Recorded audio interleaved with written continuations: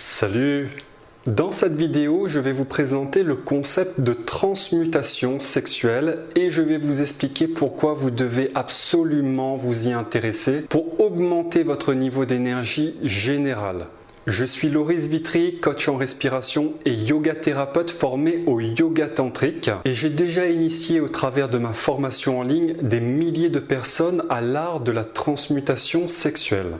Dans cette vidéo, vous allez découvrir comment la transmutation peut véritablement changer toute votre vie en augmentant votre désir et votre énergie sexuelle. Quand je parle de désir sexuel certes, mais je parle surtout de ce désir de vivre, de ce désir d'avancer et d'évoluer, de ce désir d'accomplir. Bref, je parle de l'énergie du désir qui nous permet d'accomplir de petites mais aussi de grandes choses dans notre vie. Cultiver ce désir de vie est l'objectif principal de la transmutation sexuelle et du tantrisme de manière générale. Tout d'abord, vous devez savoir que le tantrisme est une philosophie qui se base sur des enseignements que l'on appelle des tantras. Ce sont de grands sages et de grands yogis qui ont mis par écrit des enseignements ésotériques secrets à destination de personnes souhaitant développer leur énergie vitale. Dit autrement, le tantrisme est avant tout une pratique énergétique qui a pour objectif d'augmenter son énergie.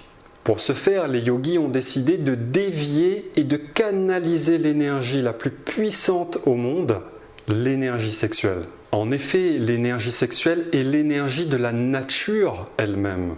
Cette énergie puissante pousse de manière irrésistible tous les êtres à s'unir sexuellement et à se mettre en couple.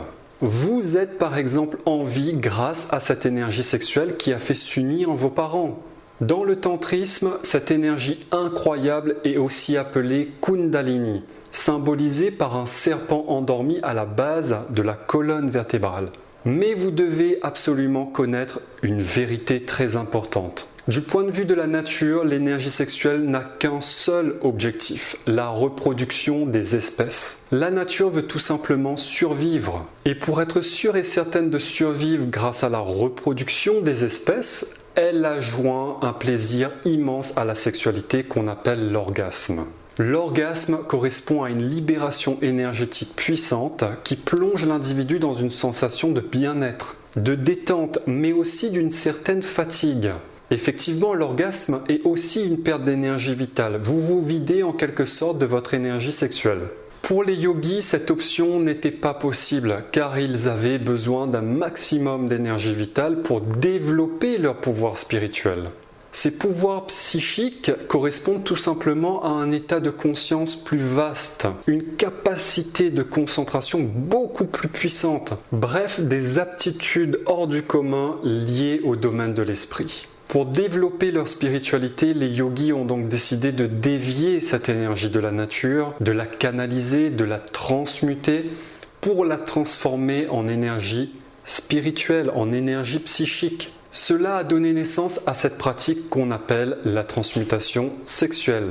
Concrètement, il s'agit de s'abstenir sexuellement pour transformer votre énergie sexuelle en énergie spirituelle, en énergie psychique de l'esprit.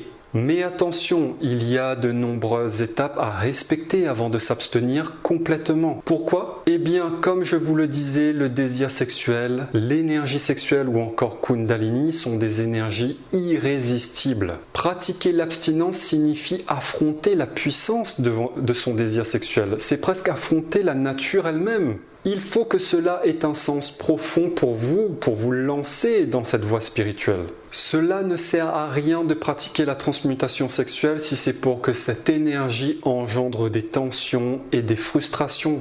D'ailleurs, il faut savoir qu'il existe plusieurs types d'abstinence. L'abstinence complète, comme c'est le cas pour les moines ou les nonnes. Puis, en deuxième, il y a l'abstinence partielle, comme c'est le cas pour les personnes qui pratiquent leur religion, lors du ramadan ou encore du carême.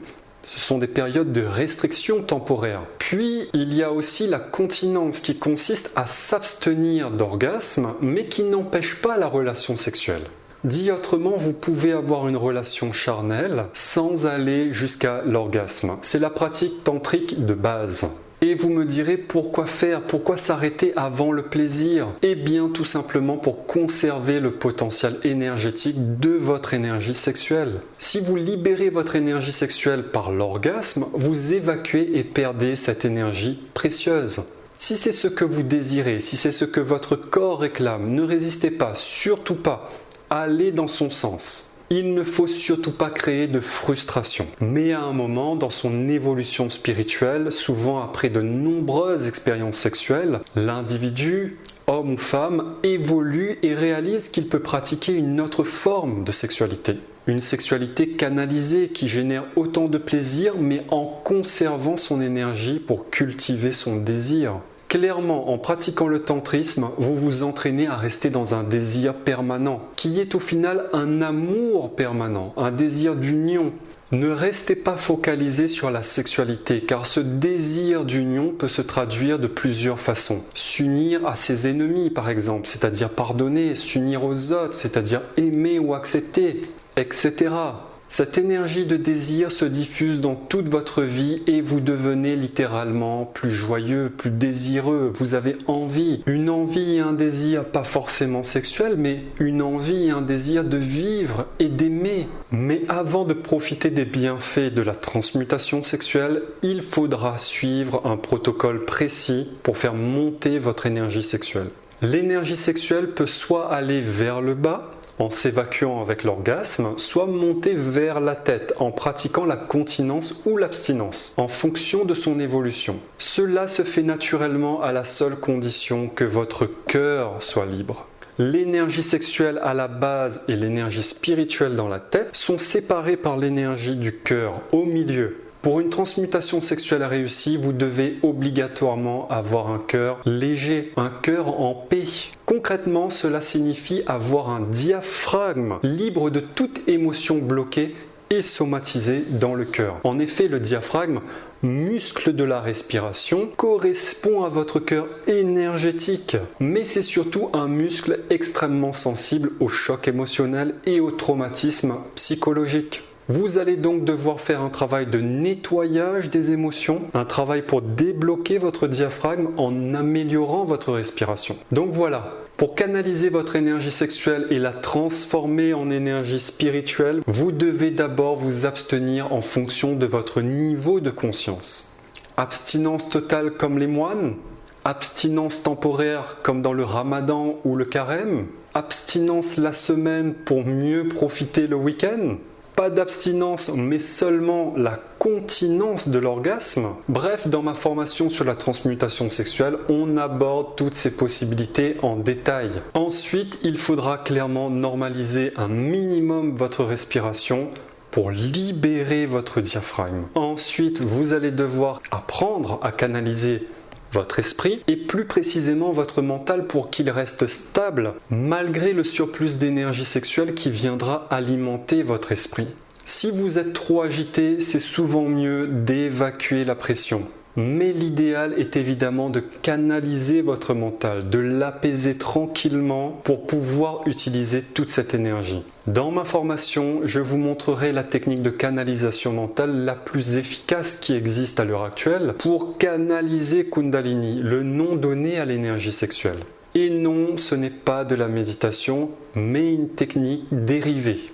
Bref, comme vous pouvez le voir, la transmutation sexuelle ne s'improvise pas. Elle doit être cadrée pour que toute cette énergie s'écoule naturellement et soit utilisée de manière positive.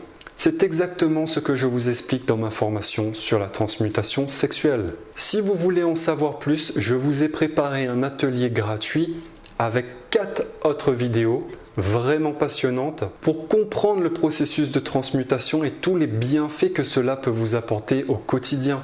Quel que soit votre niveau, vous pouvez pratiquer la transmutation. Vous pouvez déjà commencer par vous abstenir plusieurs jours. Vous réaliserez à quel point votre désir pour le sexe opposé augmente rapidement. Si vous êtes en couple, vous aurez envie d'aimer encore plus votre partenaire.